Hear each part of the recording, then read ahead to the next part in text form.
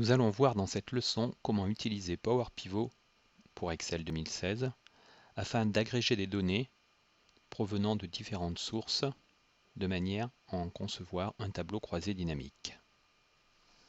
En effet, nous souhaitons analyser le chiffre d'affaires réalisé par les différents commerciaux et le comparer à leurs objectifs respectifs, mais les données sont stockées d'une part dans une base de données Access et d'autre part dans un fichier Excel. Donc nous allons commencer par activer Power Pivot. Power Pivot est un complément d'Excel qui s'utilise à partir de la version 2010. Donc ce complément doit être activé bien entendu. Ici, c'est le cas. Et lorsqu'il est activé, donc un onglet Power Pivot est ajouté au ruban. Cet onglet va nous permettre d'utiliser les commandes Power Pivot. Ici, le premier bouton Gérer me permet d'activer l'environnement Power Pivot. En fait, les données sources vont être importées dans la partie Power Pivot et la partie Excel nous servira à afficher les tableaux croisés dynamiques permettant l'analyse.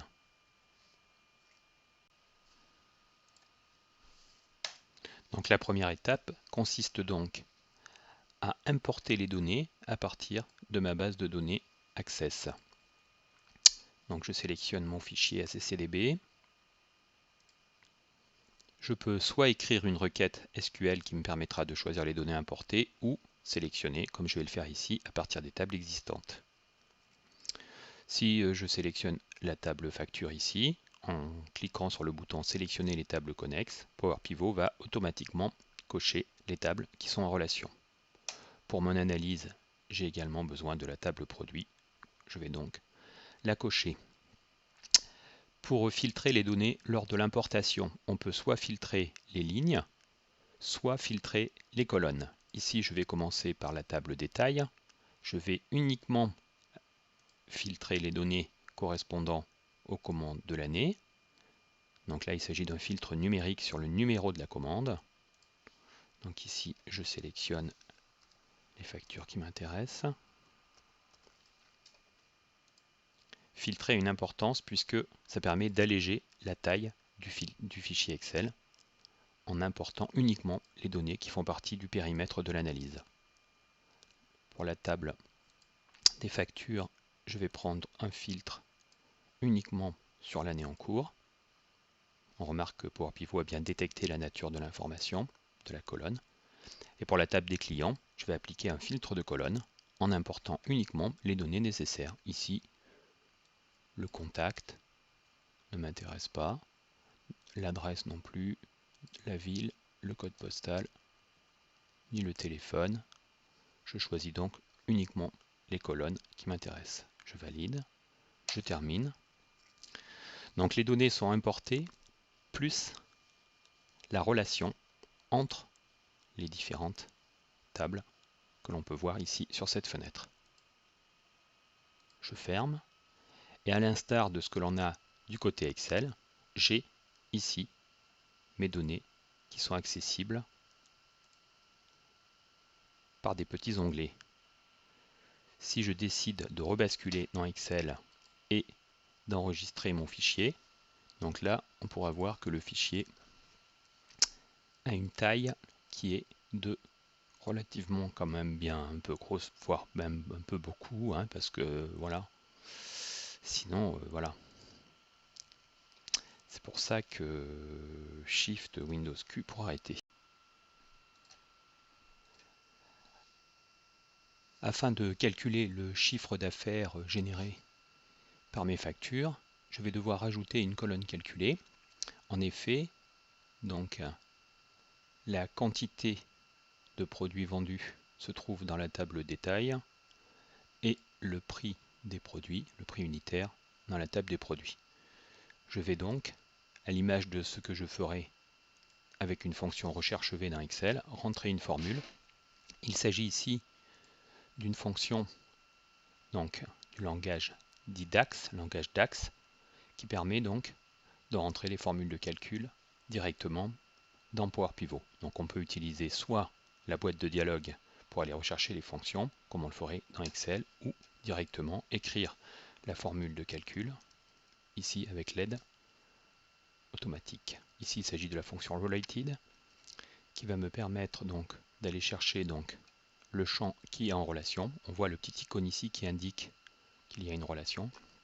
Donc je peux directement aller cliquer sur la colonne qui m'intéresse. Remarquez que je clique n'importe où dans la colonne, peu importe la ligne, je ferme la parenthèse et je vais multiplier le prix par la quantité qui se trouve ici. Je n'ai plus qu'à valider.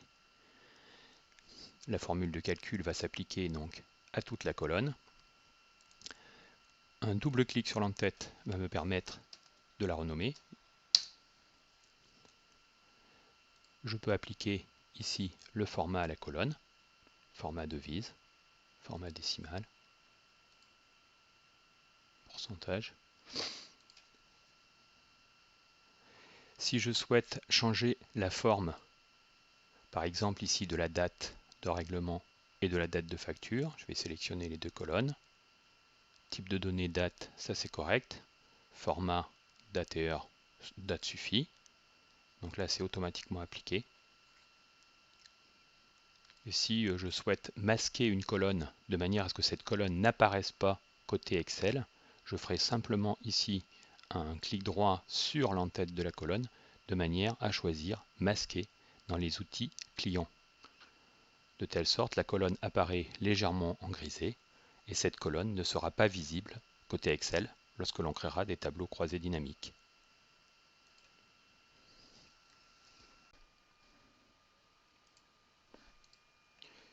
Je dois maintenant importer les données contenant les objectifs des commerciaux depuis mon fichier Excel, donc toujours dans l'accueil de Power Pivot, à partir d'autres sources, tout en bas, fichier Excel.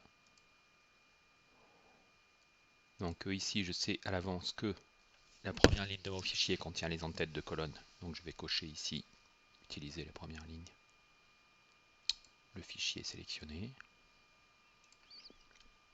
Ici je vais pouvoir voir donc les feuilles contenues dans mon fichier, donc il s'agit de la feuille Objectif 2016. Pareil que pour une base de données, je peux donc filtrer les lignes ou les colonnes. Ici c'est un tableau réduit, donc je importe la totalité des données.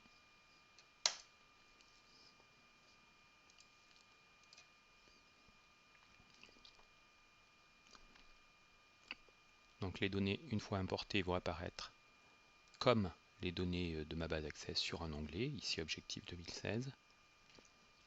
Par contre, si je veux donc pouvoir réaliser mon analyse, il va me falloir établir une relation entre ici l'identifiant de mon employé et ici l'identifiant de l'employé, qui s'appelle d'ailleurs ID vendeur, de la table des factures.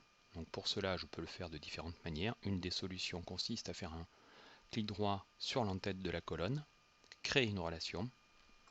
Ici, donc la table 1, Objectif 2016, ID employé, c'est le fichier Excel. Table 2, donc il s'agit de la table facture, c'est le fichier Access. Et il s'agit de l'ID vendeur. Voilà. Je fais OK. Donc il va établir la relation. Notez que côté Power Pivot, les relations sont visibles avec l'affichage intitulé Vue de diagramme, qui représente un petit peu comme dans Access les relations entre les différentes tables. Pour visualiser la relation, il suffit de survoler le fil qui relie les deux tables et les champs en relation apparaissent encadrés en vert. Pour retourner à l'affichage traditionnel, vue de données, il ne nous reste plus qu'à créer le tableau croisé dynamique.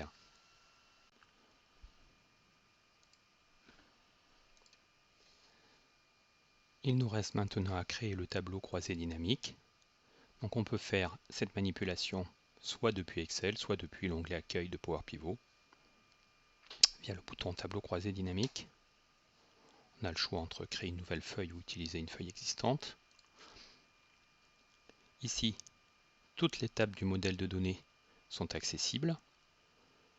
Comme je le ferai avec un tableau croisé dynamique ordinaire, je vais faire glisser les champs nécessaires.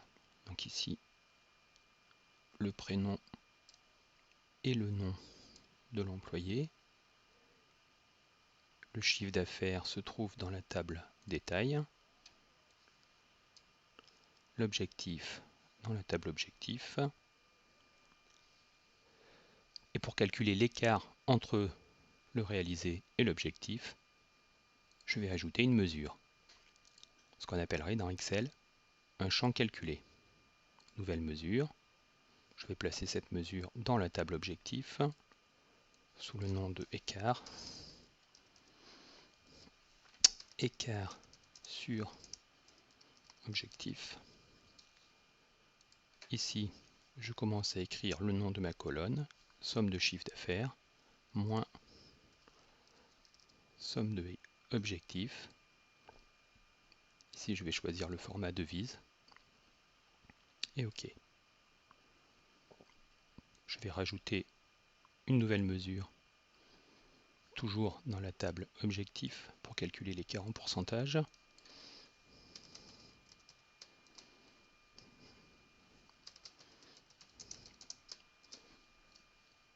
Ici,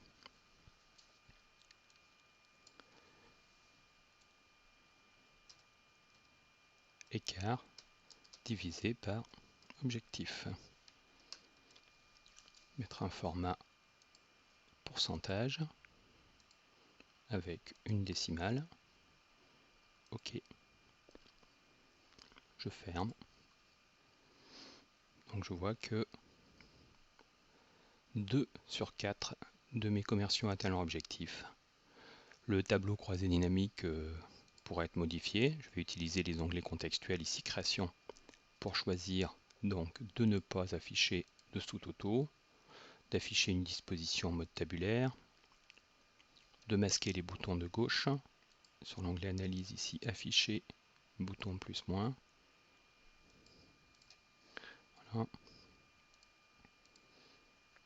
Voilà, donc j'ai bien le résultat escompté.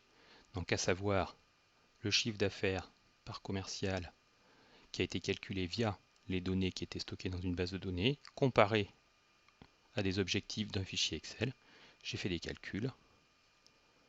Voilà, c'est terminé pour cette leçon. À bientôt.